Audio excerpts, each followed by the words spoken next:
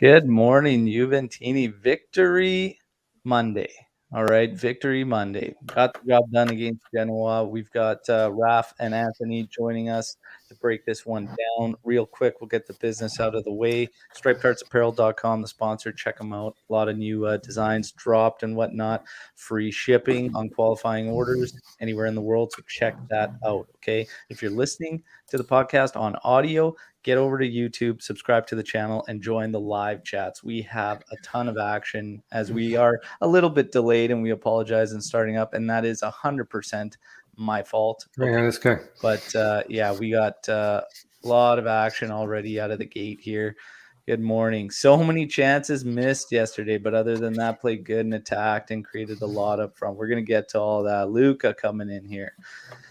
You're starting the pod talking Icardi and Sule. Great stuff. Oh, yeah. And everybody that's joining us right off the bat, save your questions towards the end. Okay, we will get to that. Okay. Guys, man, this should have been an absolute rout of a match. So, we want to get as much confidence through this stretch of matches that we can build off of. But the finishing needs to be better. We're going to get into all the question marks that were left after this match, regardless of it being 2-0 and everything. But real quick, we'll go through the highlights and see exactly where some of the frustration was in the finishing. Okay. And we'll kick it off. We'll kick it off with the first goal. Okay.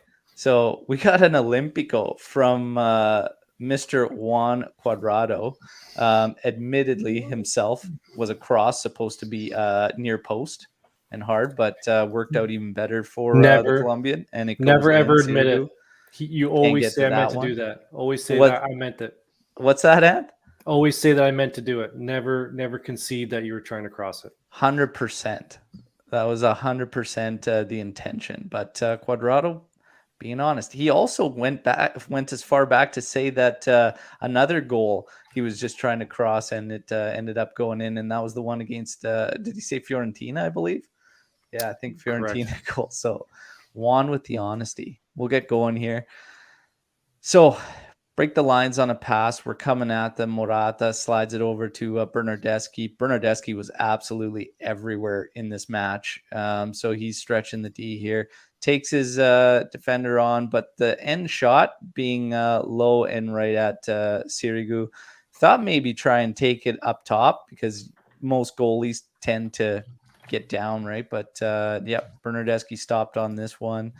We get to another sequence. Again, doing a good job when Genoa tries to press on the flanks, finding that extra run through that open man. And I said it in the tactical breakdown, if you want to hurt Genoa, put your shooting boots on and get to this area up at the top. Dybala does just that, but unfortunately, another bit of an errant pass leads them too close to the defenders. This one ends up going high and over the net. Again, good opportunity, though. You see Cuadrado for an opportunity if they want to slide over, but I doubt Dybala's ever going to pass up an opportunity when you're dead center inside the area. So, never. Can't really fault him there on that one. And then we get to this little play. Again, inside, finding the top of the area where they leave open. Bernardeschi this time ends up putting a money pass in to the back post there. De Ligt is all alone here. I thought 100% goal. Look at this. From here, you just can't miss that. Right, fellas? Like, this just has to end up in the back of the goal. Poor finish. Yeah. And this, I don't even know how this happens on the second opportunity after the save. Who got a foot on it? I couldn't tell. I think it was Morata. You see from this angle, and it looks like De Ligt and Morata both meet the ball, and they just stop it for Sirigu here. They just touch it down instead of forward. Yeah, like De Ligt's foot is blocking it from goal. Defender's instincts here, and Morata is trying to, take I don't know why Morata didn't just go for his head. Like, look at where his foot is compared to his face. It's like just dive for that with your head, bro. Yeah, made a mess of this one, but that needed to be one for sure. We get a little further on here again, attacking the flanks, getting a lot of extra space. Dybala sent through a pretty good ball. I mean, I expect better from this. And I know Anthony's going to say that the hop did make it difficult and challenging for Morata as he has to jump up to try and hit it downwards. I still think he could at least directed it one way a little bit better. It's a challenging attempt, though. I will give it that. Raph says that's an easy finish. I say it's a little bit tougher than it looks. If that's Ronaldo there, that's a goal. If that's a Vlahovic there, that's a goal. Any top striker scoring that. Yeah. It's gonna be hard to argue with that, but yeah, it is hard to argue with that. I think, maybe a sign of the current form that Morata's in. I would have scored it. Yeah, I expected better. I expected this to be a goal. I'd be lying if I said otherwise. Let's put it that way. So, Raph, we will concede. We will concede to you, okay?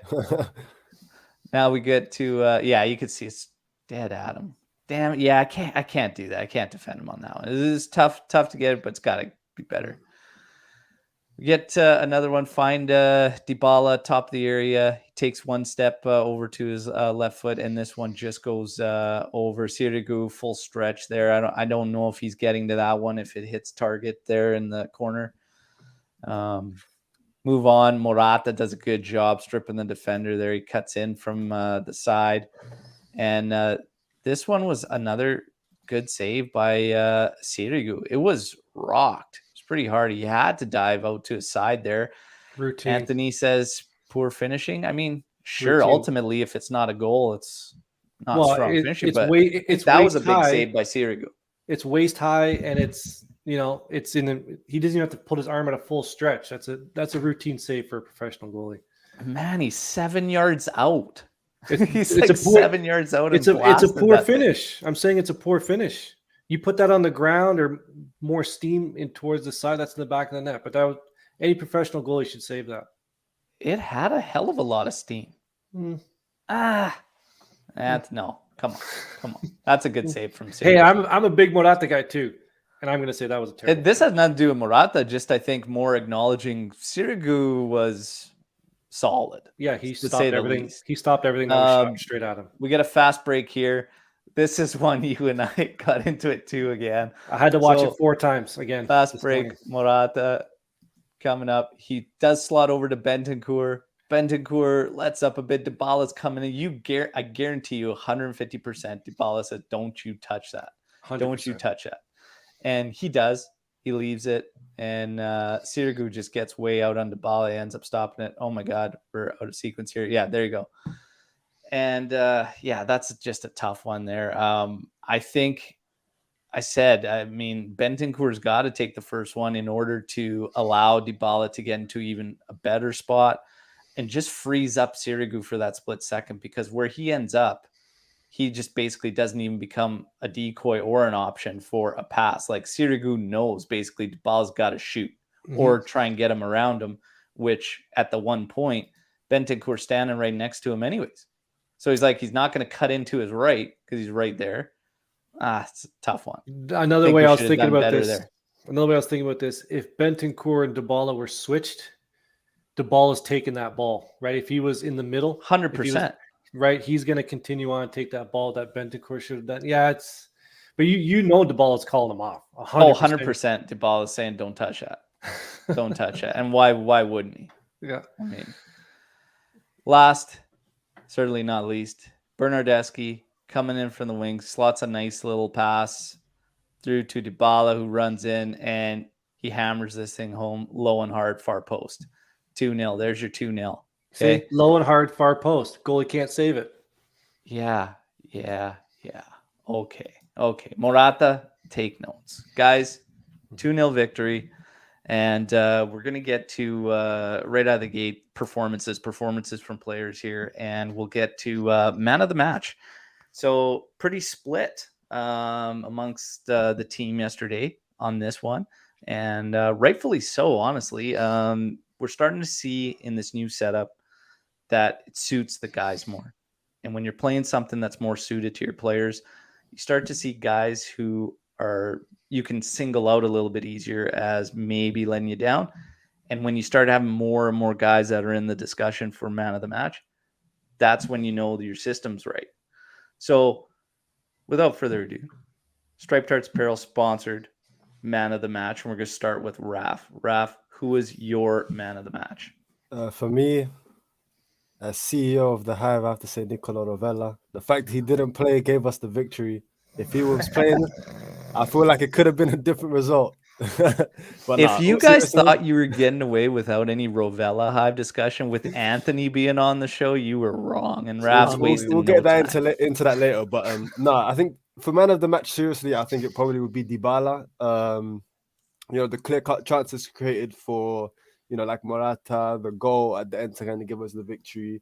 And the fact that he was just everywhere. He like this season, he just kind of feels like he's taking so much more responsibility of just like our game. We look so much better when he's on the pitch. And that's not to say that anyone else yesterday wasn't like incredible, because I genuinely felt like everyone other than Morata and maybe Kulusevski was amazing. Like, yeah, even, Locatelli was great. Cuadrado was great. The two centre-backs are amazing. Like, I don't know. I feel like I can just give it to everyone. But if I had to pinpoint someone, it'll be Dybala. Yeah, and we got shouts, Locatelli. We got shouts for Chiellini there. Anthony, your man of the match. Hard to argue. This is 2 games in a row against 2, dog dump teams. But hey, team played well. I think you can pass around. I look at the statistics again, and statistically, Juan Cuadrado is the highest rated player for the 2nd game in a row. He is not my man of the match because I didn't really feel that. For me, it was Bernardeschi. He just seemed to be. He covered every blade of grass yesterday. Again, he's keeping things simple. Hey, listen, I'm not going to say Dybala is not a good shout. 1A, 1B for me. But Bernardeschi, he got the assist. He just seemed to be everywhere. Him and Bentancur just seemed to be covering a lot of ground. Again, poor opponent, but a lot to build on. So for my man, I'm going with Bernardeschi yesterday. Yeah. I mean, I had Dybala as my man of the match. Probably it was being a little biased because it was part of my predictions. The predictions I won last from yesterday. So, yeah, Luca, enough. Quiet down there. Okay, predictions, I take it. Dybala though, but watching it after, I probably would have gone with Bernardeschi. And then Lucci's going to be pumped because he actually called Bernardeschi for man of the match yesterday. Did Dybala officially win it? Was he the? I don't even know. I think it depends where you look. I don't know who officially got it there, but I think honestly, I'd probably have to give it to Berna. He was everywhere. He was absolutely everywhere. He balled out. It was a fantastic game from him. Now we get to some of the outside performances there. Kulusevski continues to leave fans wanting more. Here we have a setup that should be playing a little bit more to his strengths and whatnot. In the first half, I was very, very disappointed in Kulusevski. Mm-hmm. In the second half, I started to see a little bit of improvement, but it was still not enough. I want to get Raf's thoughts on Kulusevski. Where you stand? Is he higher up on the list of guys we can afford to move if a good offer comes in? Raf, what are your thoughts on Kulusevski? Definitely. Yesterday, him and Morata for me were the 2 worst players on the pitch. We had so many chances where, like, on the right-hand side, Kulusevski will be put through. He'll be like on the edge of the area, and you just kind of see his limitations, especially when he's on that right touchline. He always has to rely on cutting in, and the defender can easily defend against him because he knows he's not going to go on his right. There was an opportunity where Locatelli put him clean through with like an amazing threaded pass. And then again, as soon as he reaches like the edge of the area, he kind of stumbles and stutters in his step. And it's just really frustrating to see, especially when he's playing in his preferred position now. He's not like a striker. He's not playing on the left. He's playing on the right where he did at Parma against a poor team with like 9 players missing. Like you should see something. And we saw nothing again yesterday, which is really frustrating. If an offer comes in from Arsenal or Spurs or anyone, take that money and invest it in a striker or another winger or something. But I don't know. I'm really not sold. And game by game, I'm just liking him a lot less now. Yeah, it's getting very hard to defend Kulusevski, isn't it, Anthony? No, I will defend him in the sense that I thought he played a better second half than the first half. Still young. It's hard to forget how well he played last year. My thing is, it all depends on the offer. If the offer is, okay, you're giving up a winger and you're losing depth at that position. So I still think we're a little bit thin on the wings if we do go with the 4-2-3-1. You have Bernadeschi goes down, then who do you have? You have Danilo down, Cuadrado has to play at the back. I think Kulusevski is a depth player for this team. Whether he wants to be that's a different story, but he's still young. For me, it depends on the offer. If it's too low, I would say not worth it. Keep him as a depth player. Yeah. I don't know. I think this next little bit, especially with the lineup in the schedule, like being these weaker opponents, the fact that Chiesa's out, more minutes we're going to head Kulusevski's way. I really saw this as the time for him to really make a statement and defend his case for staying here. It's not over yet. There's still, 5 matches, 4 league ones, I believe, before the break. He's got to make a solid impact, because once Chiesa comes back, the way we're playing now in this setup is going to be catered to him as well. Then all of a sudden, Kulusevski's minutes are really going to drop down again. And then you're left with kind of these samples as your last taste. And I don't think it's nearly enough to justify, if an offer comes in, saying no, really. It's a tough one there on him. Now, Morata is, we asked this question prior to the match. We've been asking it as of late. Do you withdraw from spending a lot of money on a 9 to spread it out amongst the team? Or do you go all in and try and do whatever you can to bring a Vlahovic in? Where do you guys stand on this? And, it's hard when you watch a match like that, when finishing is brutal, and you start to question, like, this team needs the confidence and needs to, pick it up and take that next step. But if they can't be clinical in a match when you end up with 25 total attempts, 27? Yeah, 27 total attempts. I mean, and you barely get 2 there, and you're all over them. I don't even think Genoa had a sniff of anything. They had 0 shots on net. They had 0 shots, 0 on net. Do we go all in on a 9? Do you spread the money out? Has anything changed from what we're seeing as of late? Anthony, let's start with you on this one. Well, it kind of carries on to the last topic, right? And I see Eric brought it up. You sell a winger to buy a winger. That's not how it works. You sell a winger, and then the team is going to decide what position they need to fill. Why would you sell a player in a position where you don't have needs, right? We don't have depth there. You need a left back. Well, Pellegrini had a good game, but he's played 2 terrible teams. So yesterday really hammers down the point. 2 days ago, I was against buying a striker. Today is a different story, because it shows that Morata isn't a number 1 striker, and he was a number 1 striker when Ronaldo was here.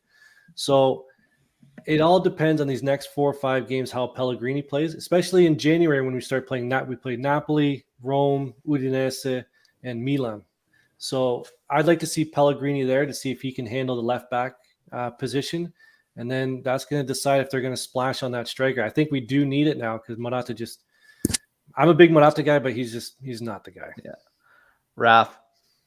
For me, I think it comes down to when we're trying to sign this number 9. If it's a January thing, I feel like I'm a Scamacca guy. So my take on that is we can get him in January on the cheap, or on Alvarez. If they hit the ground running and score a bunch of goals, then we can reinvest in the midfield. If they don't, maybe include them in a deal for Vlahovic in the summer. But if we play our cards right, we can spend big on a huge number 9 and reinvest in the midfield in other ways. We have Rovella out on loan. We have Pogba, who's running down his contract and will be available in the summer for a free. So if we play our cards right, we have 2 great options there to fill the squad, and we can splash big cash on a number 9 as well. Or we'll have to kind of, spread the cash evenly and maybe sign a player like a Scamacca, who will cost a lot less, but, is a bit of a gamble, and fill out other areas of the squad. I think it just depends on how desperate we are right now to sign a striker. I don't think anybody's coming in January.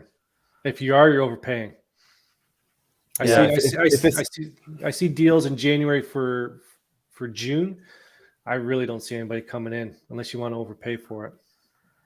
And Raf keeping the dream alive for Pogba. Keeping the dream alive. It's an option. I mean, if you play our cards right, why not? You know? Yeah. It's tough for me to get behind and it still is, even though I know how frustrating it was yesterday watching so many opportunities squandered. Still, we do not create nearly that many opportunities, which can make the argument, which is why you need somebody that's lethal and clinical. Mhm. However, we still need several areas with attention required, right? We're going to need left back. Center back's going to need a boost there. Midfielder, we're still missing a certain profile in the midfield. It's getting better in the two-man pivot with these guys, but now the next question is the rotation. How do you maintain this moving forward once the rotation sets in? Because now obviously you've got Malmo midweek, you've got another Serie A match on the weekend. I always said this about this team is the rotation, and Max has got to be very, very careful now not to lose that in the rotation. Midfielders, McKennie. Can McKennie play in a two-man pivot? Do you guys see it? Mm-hmm. Raf? I mean, the game against Zenit, wasn't he playing in a two-man pivot in a 4-4-2? I feel like he can do a job there. I mean, at the end of the day, it just comes down to coaching. You know, I think last season he was playing a bit more of a free role, kind of in between the midfield and the two strikers. I feel like all Allegri needs to do is just drill it into him. I mean, if he's not just going to go running up the field, if Allegri is giving him strict instructions to, you know, stick by Locatelli and, you know, be a bit more responsible, it can be done. It just comes down to coaching. Yeah. Once Danilo, the Danilo loss hurts big time. If he was back, would you put him on the left side over Sandro and Pellegrini, or does Pellegrini now have top spot ahead of Sandro in your mind? Has he done enough, or do we factor in the opponents being Salernitana, Genoa, whatnot? Is Pellegrini, is he your top choice left back? And for the rest of this year, yes. He is, eh? Right, because who do we have left? We have Venezia, Bologna, and Cagliari, and Malmo. But why bring? No need to rush Danilo back. Quadrado's got that right side locked down. Let the young man play, see what he can do on the left side. Why not? Yeah. It's the trick is going to be when everybody's healthy on January 3rd or 4th, whenever we play Napoli. That's the lineup. I'm really looking forward to see if we stick with this formation and then you just insert.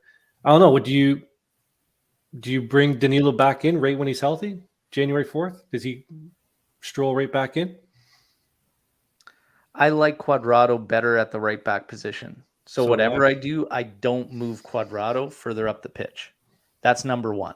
I leave him there. The reason Quadrado's above Danilo for me on that right side is because of what he brings to the attacking phase. I think we need it. We need it from one of those flanks. The thing I noticed yesterday with Pellegrini, having Bernardeschi on that same side made things a lot easier for him.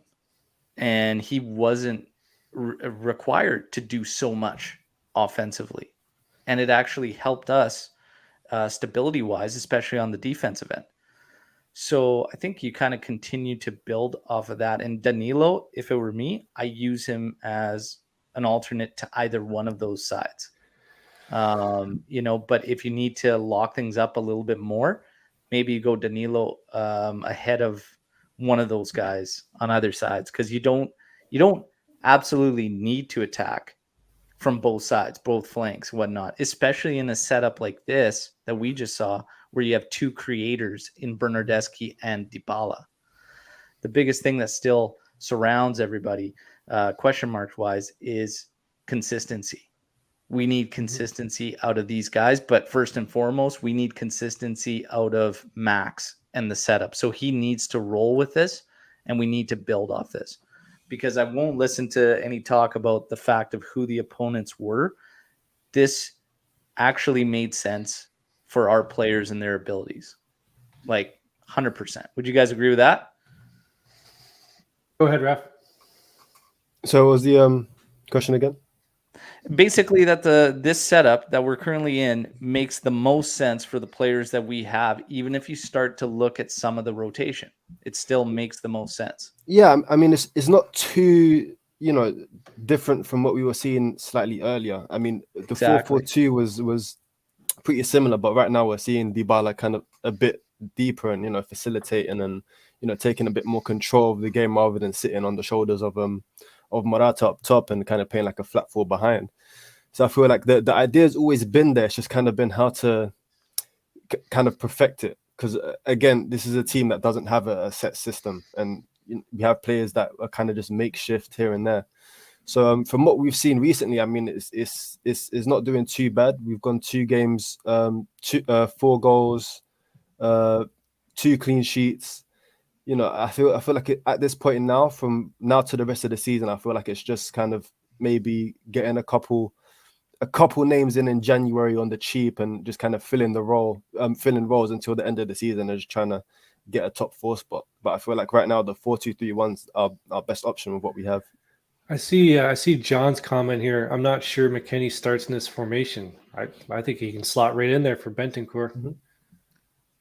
Yeah, I mean, I think he would do the exact same job. Yeah, I mean, that's the hope, because I think changing formations and whatnot starts to affect the chemistry that you can build on, right? Mm-hmm. So we got to see that. I think you try it. Whatever you do, try to keep things as close to this as possible. We got a couple other discussion points. Julian Alvarez. Alvarez was a name that Joe Cappuccino threw out here on the show yesterday, Matchday Live, about being somebody, as well as Scamacca, in that list of more affordable options, right? It's been rumored, brought to us by Di Natale there, okay, who's been on the show and everything. He's fantastic there, Mirko. And it says there are no contacts with Juventus on Alvarez. So sorry to crush you, Joe Cappuccino there, okay, but nothing for Julian Alvarez as of now. The Dybala renewal continues to sit in limbo. The Dybala renewal has been a topic of discussion for 3 years now, okay? Obviously, right now with the investigation and everything surrounding Juventus, it's kind of taken a back burner, and that's the stories that you're hearing from the media outlets right now, is that it's completely on hold. But as much as they love to stir the pot, they continue that by saying maybe it's Dybala waiting to see Juve's fate. I don't think that's the case whatsoever. However, the question surrounding Dybala is, and I put this out on a poll question yesterday, has Dybala done enough in your mind to justify the contract extension? Did you ever have any doubts? Has this season kind of changed it? As I feel like he's answered to a lot of criticisms that have surrounded him as far as being a leader, being that guy and whatnot. You start to hear the young guys like Chiesa and Locatelli put him up there with the Chiellini and Bonucci's as far as leadership goes. I think that says a lot. But where do you guys stand on Paulo Dybala and the contract extension? Do you automatically give it to him? Do you still have reservations or whatnot? So the question was, has he removed any doubts that you would have had about renewing the contract? 65% have said yes, 35% have said no. I want to hear where Anthony and Raf are with this, and of course everybody joining us live. His play has not removed any doubts. I never had any doubts, so there was really nothing to remove. Like you pay the man, you give him his money, you sign the extension. Now that I might have some questions on the years, because I think he wanted 2026 and the team wanted 2025. That I'd be willing to discuss a little bit. But in terms of, I think it's now up to $8 million a year plus incentives, or 8.5 plus bonus. Like, are we kidding ourselves here? This team is completely different pretty much completely different when he's off the field than when he's on. So, Locatelli's a good signing. We have Delict at the back, Chiesa, but I think this team goes as Dybala goes. He's our engine. So pay the man. Yeah. I agree. I mean, in the summer, Allegri was very vocal about wanting Dybala to be the front and center of this new project that he's building.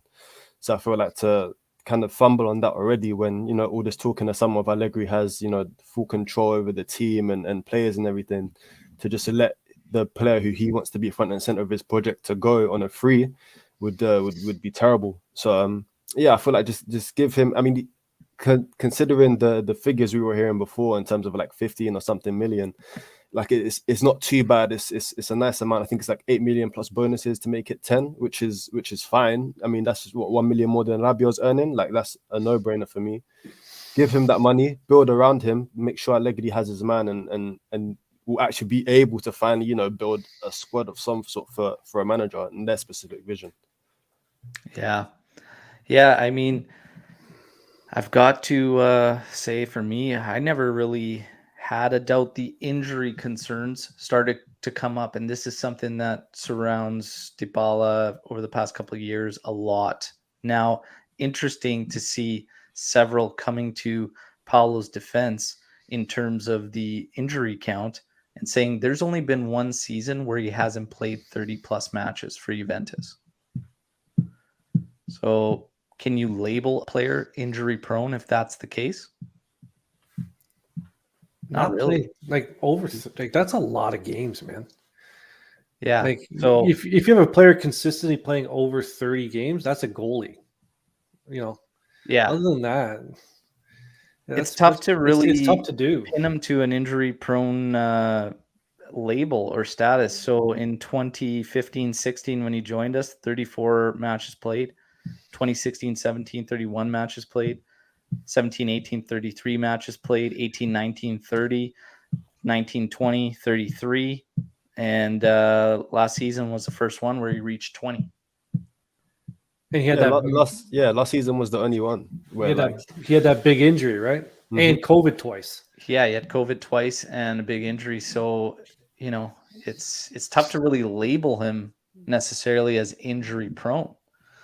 So there was a few people that came to Dybala's aid with that and just say, I'm not really buying the whole injury prone thing because the facts are right there. And it's kind of something that's not anything you can really argue. I mean, it's matches played. Well, I think it comes down to he's such a high profile player that when he played 30 matches, whatever year, let's just say the year he played 30, the team probably played 40 something games. And he missed 14 games, and he had injuries here and there. But players pick up injuries. They have to sit out. They have to sit out a game or two. If we're gonna nitpick, I'm not gonna bother with it. Yeah, I also think that people forget a lot of the matches that he was sat, coaching changes, everything. Like that's true. There's a lot of times he was healthy that he wasn't getting starts when we were all arguing he should have been too. There's a lot that goes into it. But I think maybe labeled as injury prone may not necessarily fit the mold. But that threat and that fear is really there with all players. Yeah. I mean, when you're going to sign somebody a bigger amount of money, one of your top paid guys, there's always naturally going to be concerns about it. That's just the way it is. You could sign anybody. We can go out there. We can spend the 70 mil on Vlahovic. Vlahovic could potentially have a terrible injury and all of a sudden it goes all for naught. Mm-hmm. These things can happen. But I think maybe calling him injury prone, I don't really know. I don't really know if I'm buying that one. So for me, again, it comes down to the importance of him to the team, how they play, the impact he has. I don't think there's any doubts there, and there shouldn't be. And if Max came back and wanted to make him the center of the project, this again would tie into our feelings about management as a whole over the past several years, and that's committing to the plan. So if the plan is to make him the focal point, get behind it and stand behind it, and let's make the moves and make it happen. Because all of a sudden now, if you're going to say, no, he isn't the focal point, who is? And where are you going next? It feels like, again, we would be in this flux, right? And I felt that way through the Ronaldo project. Like, it's like, what are we actually doing here? Were we just missing? Was he the missing link that we were just adding, or are we actually going to go all in and back this guy up? Well, no, because we just went back to free transfers and super high wages and thought we were there. I don't know. It's a tough one. I feel like the Ronaldo one, no fault of his own, obviously. I just feel like the team didn't realize financially that it just wasn't going to work. So I've heard that this investigation is throwing a bit of a wrench into getting that done. I'm not sure if that's true or not. To getting the extension signed as this. Well, they're definitely putting everything on hold, I think, right now, which is kind of a bit more concerning about it. But I'm not terribly concerned with his investigation. Yeah, I think Really. Dybala said it in the interview that he understands what's happening right now, and the club comes before everything. And apparently, the club was shocked that he brought up in the interview. So I feel like that's definitely something that even he realizes, and he just doesn't want to, make that a priority at the time at the moment. Yeah, we opened it up to some questions here. RB comps coming in, Pellegrini or Sandro. We all kind of answered that already. Pellegrini, right? Moving forward, till given a reason not to. Anyways, or Pellegrini, Sandro, or Danilo. Yeah. I guess Al, you made the point. Yeah. Put Danilo over top of both those guys when he comes back. So, who are your starting two mids if we continue on in this mode, basically? For me, honestly, I like that combo we saw yesterday. I really, really do. I think they complement one another very, very well. I think if you're going to play in a 4-2-3-1, you don't need the attacking prowess out of the midfield because you're adding an extra guy like in Bernardeschi up top there. Your winger, Kulishevsky, needs to be more effective. But once Chiesa's in there, ready to cook, Dybala kind of floating around up there in behind the forwards. So I kind of like the Locatelli-Bentancur combo. I'm intrigued at seeing McKennie in there. And Rabiot can do it. In a two-man pivot, Rabiot makes much, much more sense than anything else, I think, even a three-man midfield. What are your guys' thoughts? Raf? For me, I'll go Locatelli and McKennie, simply down to the fact that what I saw against Zenit proves McKennie can play in the two, and in my opinion, that was our best performance of the season. Aside from yesterday, I'll kind of put it at second, solely down to the fact that it was a Genoa team with like 9 players missing. Even though it was a good performance, we have to take into consideration the opponent as well. And against Zenit, that was the best football I'd seen from us in a long time, which shows McKennie can play in the two. He had so much, he took so much initiative going forward, even on the defensive end. Like he can be that reliable man in the midfield as well. So for me, it'll be him, Locatelli and McKennie.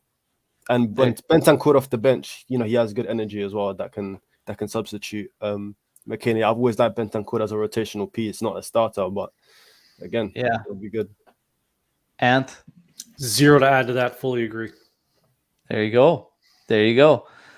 Is Juan Cuadrado one of the most underrated, underappreciated right wing backs this season? Yes. We underappreciate him on this show twice in a row. Statistically, he's the best player the past 2 games. Okay, we're playing terrible teams, but we don't give the guy the man of the match, who's probably the man of the match 2 games in a row. And we don't appreciate him enough. I don't. I said in the spaces yesterday, the guys did a fantastic job. Lou was working the spaces for all UVcast, doing a fantastic job on Twitter there. But I said, Juan Cuadrado for me is the most infuriating player ever. He scores an Olympico, and then his next 7 to 8 passes are absolute garbage, literally to the other team, and literally sprung them on a break. He's just the most infuriating guy ever. But is he underappreciated? I think all the frustrations come out more than and almost mask a lot of those clutch moments, and he's quietly become 3rd all time in assists for Juventus. a stat nobody really even knows. Like he is just quietly crept up that ladder, and yeah, he sits third. It's wild to think about. So yeah, but Raf, your thoughts on Yeah, Quadrado? I feel like that question can be changed to just in general, like as a Juve player, man. Like I still haven't finished that thread that kind of shows how crucial this guy is. Like I'm halfway through it and I had to just leave it because it was too long and I had to kind of give myself a break and I just completely forgot about it. But this guy, the thing that makes him frustrating is that he's high risk, high reward. So when it comes off, like it comes off, and when it doesn't, it can look as if he's like being wasteful for everything. But he's one of the few players in this team that will just take initiative of the game. When Ronaldo wasn't there against Inter Milan, he took the game from the scruff of the neck last season, and that was a huge reason as to why we're playing Champions League football this season. And even this year, in Chiesa's absence, like this guy is turning up. From right back, he's one of our most like important players in the offensive end. And I feel like in general, as just a Juve player, he's underappreciated as hell. And I'm one of the few people on Twitter that's like, yo, like I'm ready to recognize this guy as a club legend for just the amount of times or just the big moments that he's come in. And when I mean big moments, it's not like just a random game against Milan. It's like crucial season defining games where he just come through and been the main man. If you're not following Raf on Twitter, you should, because this young man, he knows what he's talking about. And Raf, could you do us a favor? Could you retweet that thread you were making on Yeah, Quadrado? no worries. Could you put that back out there? Because it was really, because I started going through it and I'm like, holy snapping arseholes. He's got a lot of points here about Juan Quadrado. Yeah, put that back out there for everyone to find. And you can see his Twitter handle right there, section 80. And I'm gonna finish the thread today now that I've reminded myself. So there's gonna be more goals added to it. There you go. Now, Cliff's got a question in regards to Keane. Is Keane's lack of playing time affecting his play and rhythm of the game?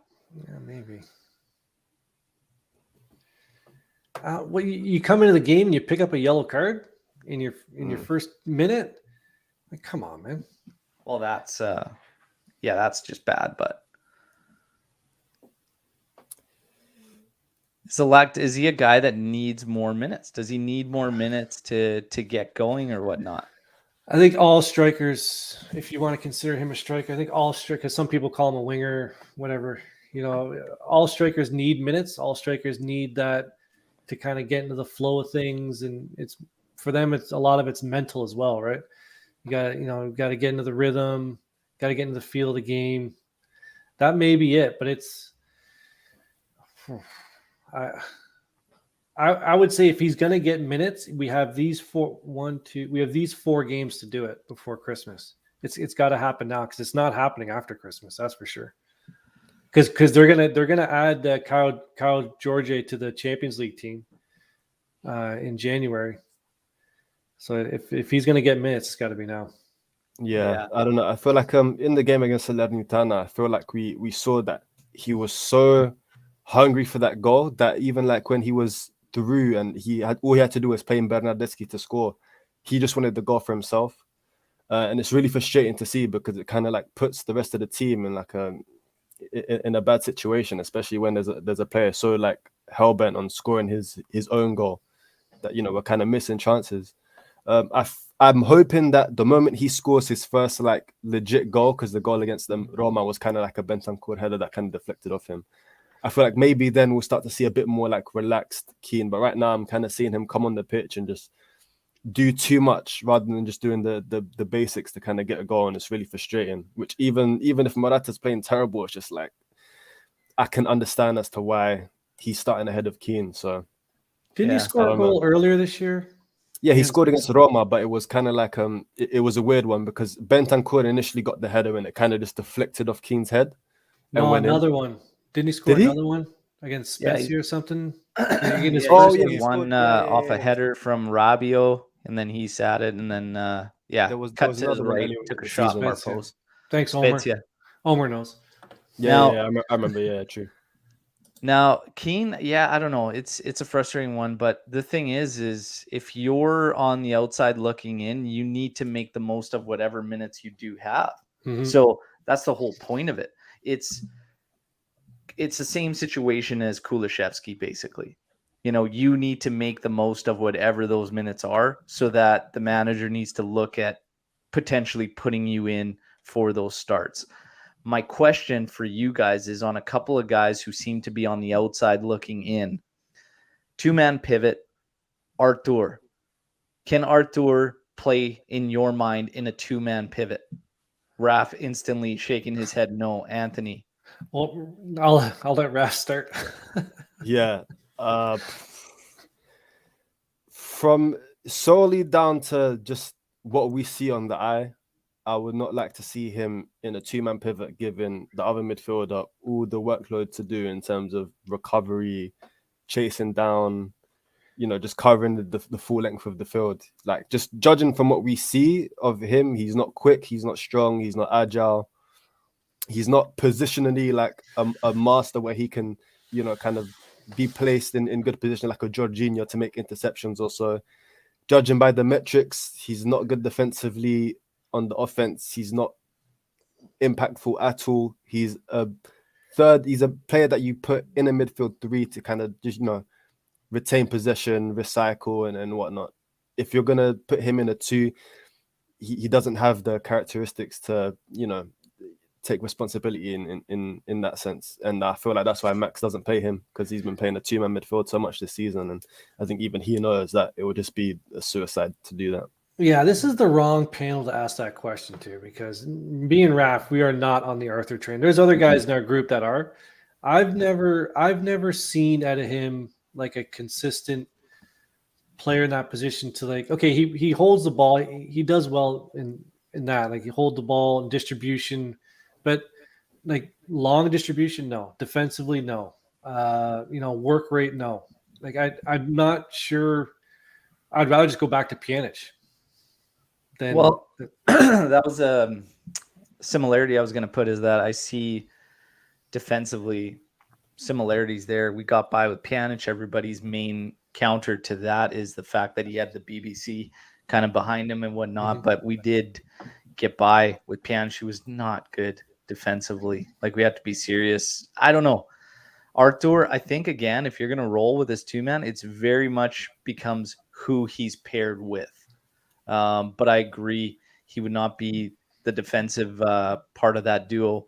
Would he be able to give you enough to not be that defensive part of the duo? I don't think so. We haven't seen enough. The funny thing is, even when you ask Barcelona fans, when he came to us from there, it's like, where's his best spot? They didn't even friggin' know. Like, they didn't even know. I bet you Arthur doesn't even know where his best spot is on the pitch.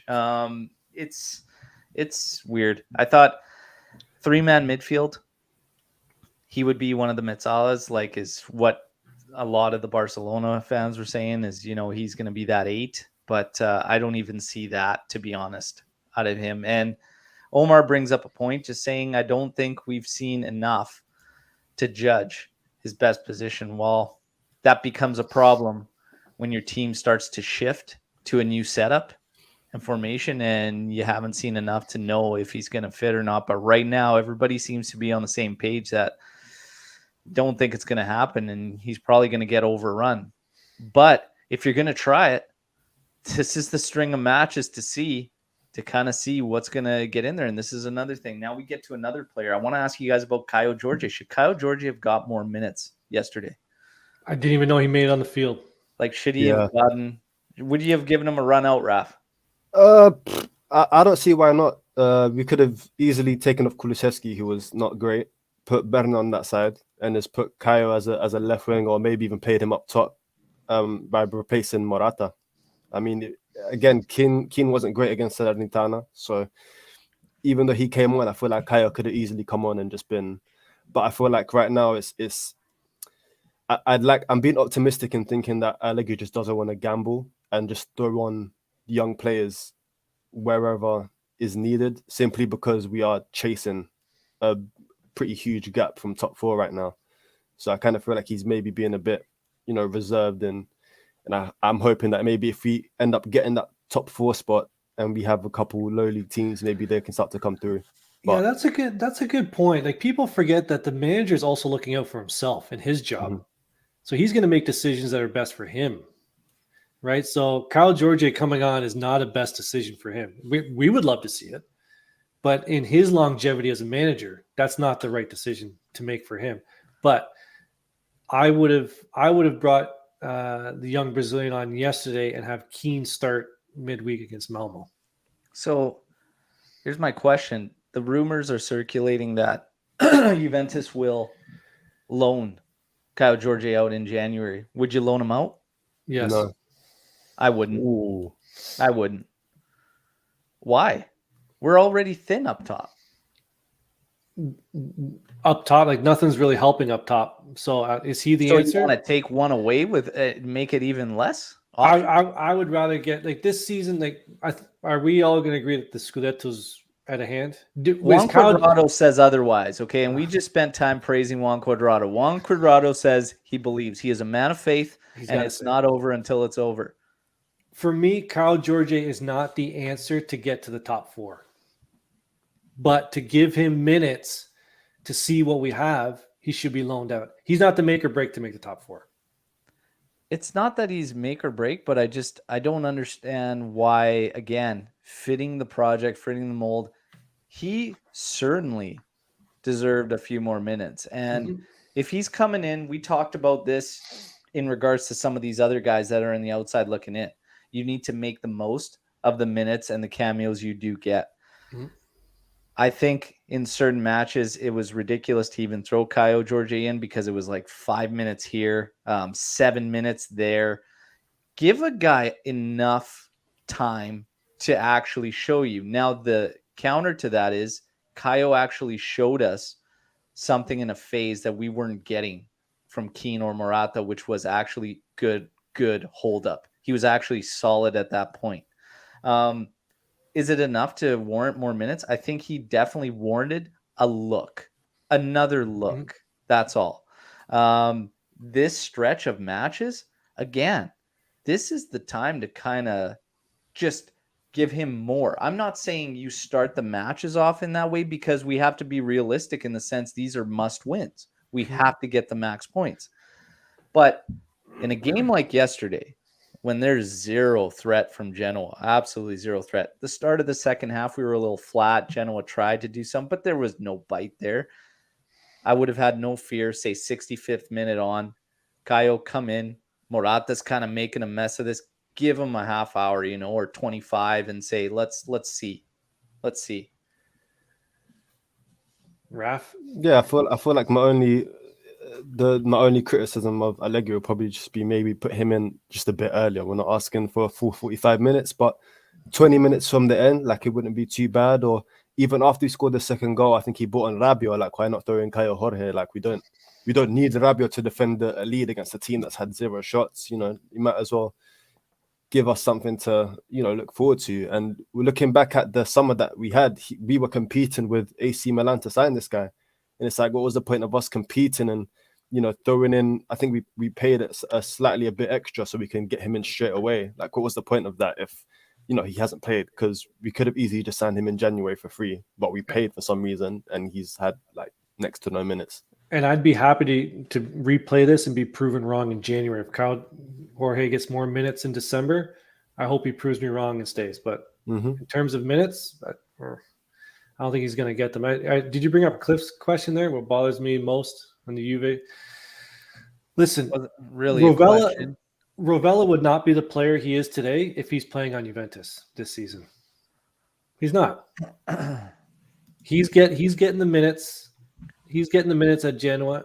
I don't think he would be given the opportunity to be the player he is today if he's on Juventus this season. Yeah.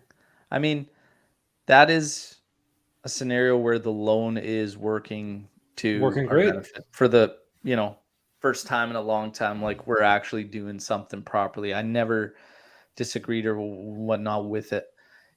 It was funny though, because when they were looking at midfielders and whatnot through the summer and some of the names again that were coming up, it was just like, if you were going to go that route, get Rovella in rather than spend money on someone unknown, because Rovella, this is now his second season out on loan there.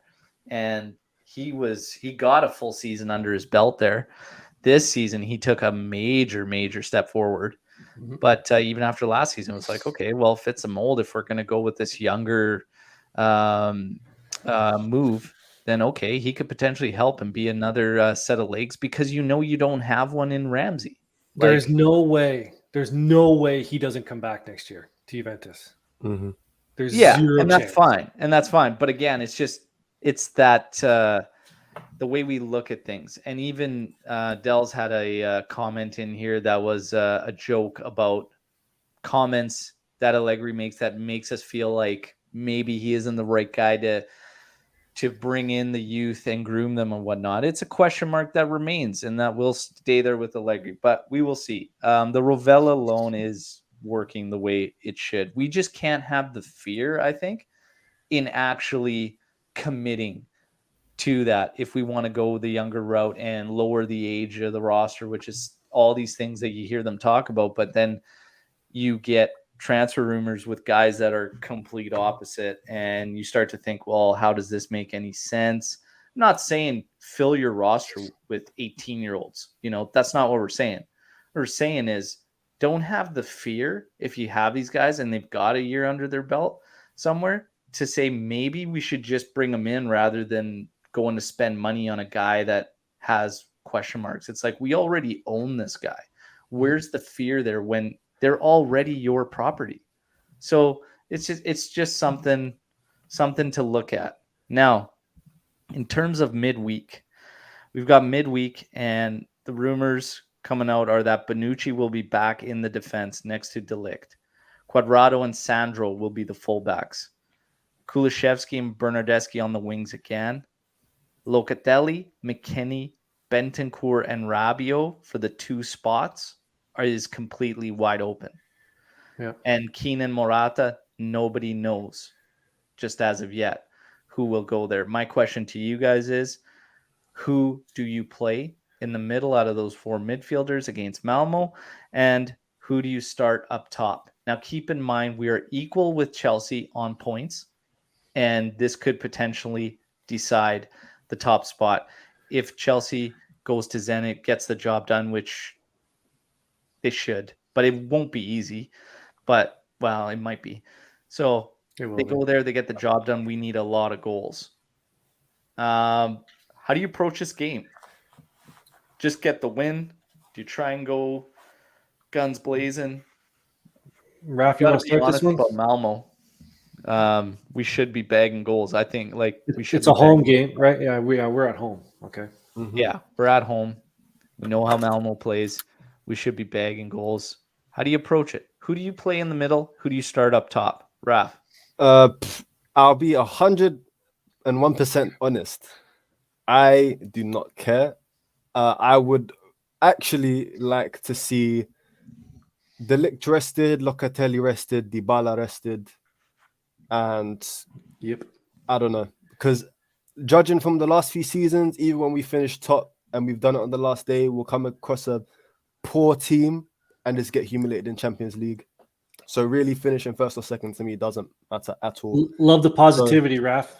I'm just going off what I've seen the last few years. So I'd rather actually just rest players who've just been playing week in and week out simply because the rest of our players are crap, and have them rested for a Serie A game, which for me right now is more important than Champions League, because realistically we're not doing anything in Champions League this year. I'd rather 2 just for get 2. top 4. 2 for 2. Fully agree with Raf there. Now, I wouldn't say send all the Primavera players, but 100% agree. All like Bonucci hasn't played 2 games, right? That's just him being rested. I would send Bonucci. Yeah. In. Other than that, just to give him minutes, maybe a half. But yeah, I'm with Raf. I don't care who plays. Rest all the main guys. Send everybody else out there. I would actually give Bernardeschi a rest. I think it's tough. He's not going to. Allegri's not going to do that though. The reason is because you still need to carry on some type of momentum. You could change guys, keep the system the same. You get into a heavy rotation, all's kind of lost. But I think we just need to get the win. You need to get the win just to cover yourself if by any chance something happens there with Chelsea. Trying to approach this game and go after a ton of goals and play all those guys, probably not the ideal scenario, because you need to attack the league with the fixtures that are there from now until the break. And Lucci brings up a good point. So we play Saturday, and then there is no midweek next week. It's another week rest. Yeah. So, yeah. It still doesn't change what I would do. The fact that they'll get extra rest. I'm not going to go all in for 6 goals against Malmo and whatnot, because honestly, I don't know if we'd get them anyways, even if we went full guns blazing based on our abilities to finish. So just get the win. And I think honestly, even with a good rotation, you would get that win. But I'd like to see things a bit tighter and close to what we've got in the past game. So like Bonucci coming in, sure. Maybe you play Rugani. Outsides, I would probably go with Sandro, because my ultimate plan is to have Pellegrini be the one. So I'd go with Sandro. At right back, Quadrado, because who else? So go with Quadrado. Maybe DeCilio's available. If DeCilio's available, sure. Why not? It's still, even with all that, you should get the job done against Malmo. In forwards, I would still roll out with Bernardeschi and Kulishevsky, to be honest. I would still roll out with those guys. do you play De Winter? That's a good. I mean, Omer has a point here. I would. Well, De Winter, Raph, we know you would. Yeah. Go with De Winter. Sure. Maybe Sule could play out on an outside. Why not?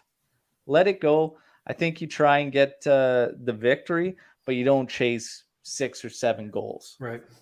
That's it. Just leave yourself the opportunity so that, hey, if Chelsea does slip up in any way, shape, or form, you take that top, but it's not the be all end all. Yeah. Sule can play because he's a Primavera player, right? Yeah, he can. Yep, he could. So yeah, there you got it. So yeah, as far as any of the news out there, and it was funny hearing Quadrado talk. So we talked loosely about it on the Match Day Live, Juve and where we stand. It was interesting when Atalanta pulled that result against Napoli, how many Juventini I saw say that's it for top 4 for Juventus, which is, for me, just I can't make sense of it. You're 7 points out of 4th. There's 22 matches remaining in the league.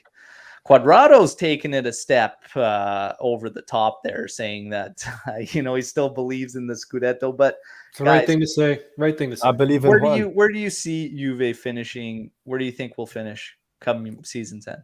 3rd. So Anthony says 3rd. Raph, what are you feeling?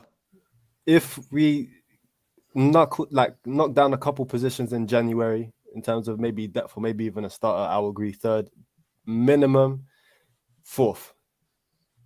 I think Napoli's the wheels are falling off the wagon with Napoli. I think Atalanta. I think they're a cute little story, pretty little thing. They'll fall off. I think Inter's just going to keep rolling. As much as I hate that team, and then Milan just seems to have that. These past 2 years, they just have that it to kind of fight for wins, fight for draws when they need it. Even though they're down, man, I think they'll drop some points here and there, but this is Inter's to lose. And third is realistic. Yeah. I think I'm going to say we'll get to 3rd. I think Juve will get to 3rd. 4th, without a doubt. Juve will get 4th without a doubt. I think we've got a shot 3rd. Napoli, they've got Spalletti there. So not only factoring in the injuries or whatnot, Spalletti teams choke. That's what they do. It'll happen. Atalanta, I'm waiting for the annual dust up between Gasparini and one of his main players. That'll take place as well. That'll handle itself. Door open. Max gets results, gets the job done. We'll finish in a Champions League spot, and then we'll go from there. So yeah, that's kind of it. Against Genoa, though, last question: should we be concerned offensively with this team? Yes. What do you think? The answer is rotating more up top, continuing to try and get Morata firing because he needs the goals. Who do you start like the next Serie A match? So not Champions League. You go Morata up top. Yeah. So you just keep trying to get him firing, basically. Who else you have? Like the only solution is to bring somebody in January, but the chances of that happening are slim. Like you're not going to get Yeah. Skamaka in January because Sassuolo is fighting for a Europa League spot, right? Yeah. They're not going to give up their main striker. Yeah. Raf, keep going to the well with Morata and hope that he gets it going and can get streak going. I'd say go for Keane. Go for Go for Keane. There you go. At the end of the day, from what I'm hearing, the club doesn't want to renew Morata. So it's like, why would we continue banking on this guy? We have Keane. He's going to be renewed. I think it's an obligation to buy. So we might as well try and get him firing since he's going to be staying. Or Caio Jorge. We're not spoiled for choice. We might as well give the kid a game against, I don't know, Venezia or something. Yeah. Venezia would be a good one to give it a go. They stink. Wrap things up though. I still get nervous, and a lot of the talk was even in this one when Allegri substituted Pellegrini at the half. Well, he's on a yellow. Max is taking no chances, and I was totally fine with that. He is not leaving anything to chance, like him getting a card or getting out or anything like that. So I like that. Venezia would be a go. I don't know if I'd start him. Keane, I'd probably be fine starting Keane. But between those guys, you might have to just keep rotating to get one of them going. And then the other guy's got to work his way in. But it's getting crazy. We need to figure that out, though. We need goals. We need goals. I agree. Let's see what happens midweek in Champions League. We'll be here to cover everything. You'll get a match day live. You get a tactical breakdown coming at you tomorrow.